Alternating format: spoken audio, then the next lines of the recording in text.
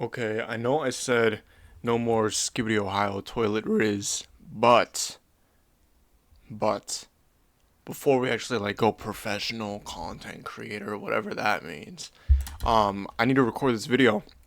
Tried recording this earlier, but I'm more in the locked in, not really locked in zone right now, so I can actually record it and not trying to script my words. You read the title. Over the past last month of trading, I have had a correct trading bias, or I've been able to play into the probabilities of what the market showcases me almost every single day. However, I've made no money.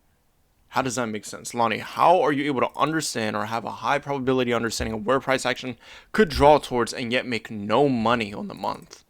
You should be a multi-millionaire by now. I know. But give me some time. I'm going to break it down right now because I'm actually doing an activity and I just want to take you guys through it. Let me first show you guys my previous month trade Zella on October. We can see it was a brutal month on October. Ended the month with an 8-trade losing streak. We went into November with the 8-trade losing streak, broke that losing streak, then continued to barely even trade. We can see right here. But, well, if I understood where price was headed, why did I not trade? Well, in simple terms, I did not get my trade retracement. I execute on the retracement into a fair value gap. And good examples right here. Price action. For you guys that don't know what a fair value gap is, it's 3 candlestick pattern. Price action creates an imbalance and inefficiency within price action. In this example, showcasing lack of buying liquidity in order to create a nice wick. So what did we do? We formed, well, literally a gap. That's where I like to see my trade retracements in order to see price continue to wherever it's looking to draw toward, right? The respective direction. Most of you watching my content know what fair value gaps are. Anyways, right here, that is an example of how I would look to execute. However, I did not get my trade retracements for 1, 2, 3, 4, 5, 6, 7, 8, 9, 10, 11, 12, 13, 14, 15, 16 trading days. Well, you may be like, well, Lonnie, that doesn't make sense because you just showed us an example right there. So was that a trade you took? No. Well, why wasn't that a trade I took? Well, specifically because I was looking to execute in my old trading rules. If we're being super strict on the consequent encroachment, what is the consequent encroachment? I'm sorry, that wasn't funny. All mature. It is basically the equilibrium. It's what I call the equilibrium of the fair value gap. So the middle point of this fair value gap, in simple terms, it will look like this.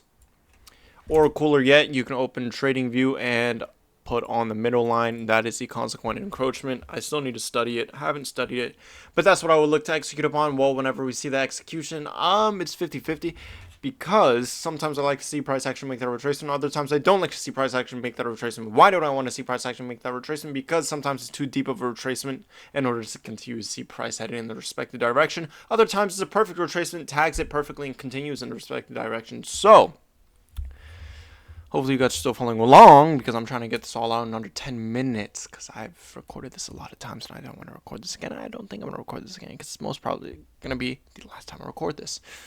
So how are we looking to improve? How are we looking to move forward within the next month? Because clearly we have bias down. We have bias mastered. I don't need to go into that. It took me a whole year to master bias. No, master, please don't hit me. Don't send me back to the fields. Goofy boy. Right? Took me a year to master bias. I finally mastered bias every single day of this month. And this was not a nice trading month. Well, it was a good trading month, not gonna lie. But there were certain days where I was like, oh, confused, but I still understood. In simple terms, how do I fully understand bias? I basically see which PDA rates we're respecting. It's as simple as that. I don't need to overcomplicate it. Don't overcomplicate your trading. Keep it simple. Now, to the activity. I was over reviewing. I was over here reviewing the entire month, trying to see, well, how many setups did I miss? Did I miss any setups, or was I just so Sigma Skibidi Ohio that I just had every single setup on the dime and we only got 4 setups? Clearly knew that wasn't the case because it frustrated me in the fact that, guess what? You understand what days are probable. You understand what days are improbable. And you're not taking advantage of the probable trading days. How? That goes against everything I say to you guys.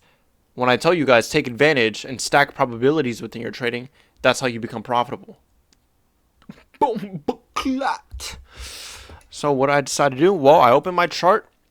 First thing I could do, and I did a nice fun little activity, and I marked out the entire month of trading. If we go on the 15-minute time frame, we could see how I divided it. I divided it into 4 columns, well, each column being per week, obviously.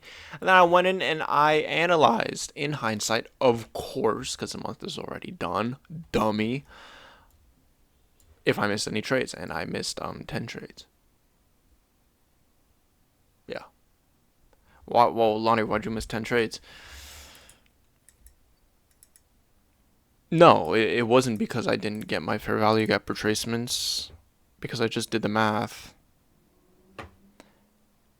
80% of my trades got retraced into a fair value gap, either on the 5-minute time frame or the 1-minute time frame that I could have executed on, but no.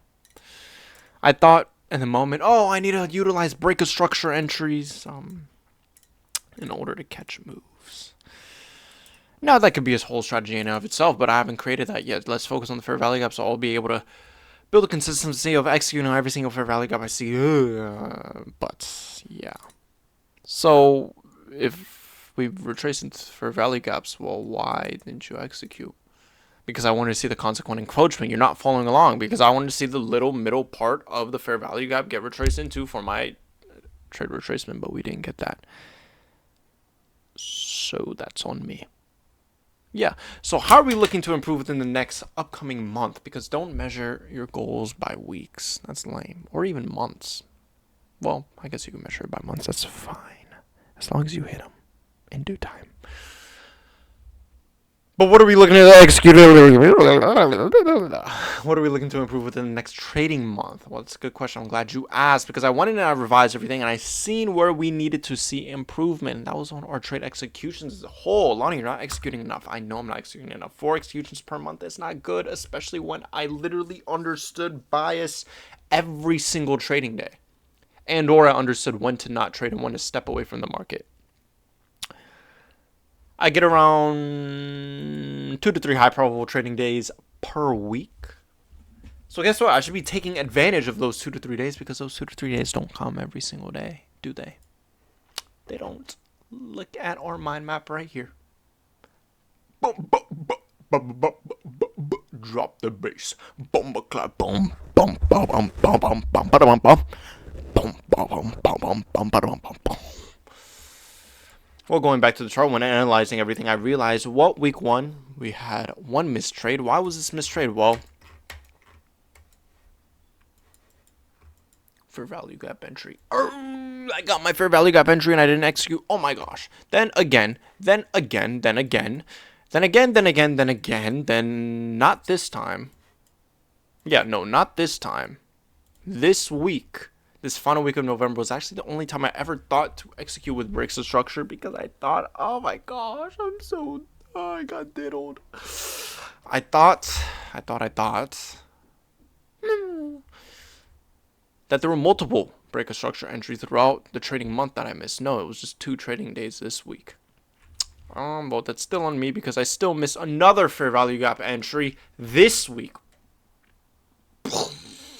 Boom, sound effects. So, Lonnie, enough of the yap. How are you looking to improve? Well, the first thing I'm actually looking to do in all seriousness is going in and having a set parameter for how I execute on fair value gaps. What does this mean? Well, if I'm not trying to be fancy to you guys, that means I'm going to execute on my fair value gaps finally. Figure out where to place my stop loss. That's typically why I don't execute on every single fair value gap, because stop loss placement. Stop loss placement also showcases probability. Don't forget that. The moment you forget that, is the moment you'll continue to get stopped out, because you'll continue to force a higher risk reward, because you'll tighten your stop loss or you'll not know where to place it. We want to know where to place our stop loss with validating probability. Don't forget the validation. So that's the first thing. Execute on my fair value gaps. I'm actually going to go in and fully revamp and understand this. I'm just trying to say this fast before the end of the video, because I need to end it before 59 seconds. Actually, YouTube adds 1 second, so I need to end it at 58, so it could be 59 seconds. But I only have a few seconds left. So what am I looking to go do? Well, first thing I'm looking to go do, see improvement on fair value gap entries. That's the first thing. Then the second thing I'm actually going to go and do is, well, really that. But I'll probably update you guys when I learn more, because I'll probably always learn more. So anyways, love you guys. Peace.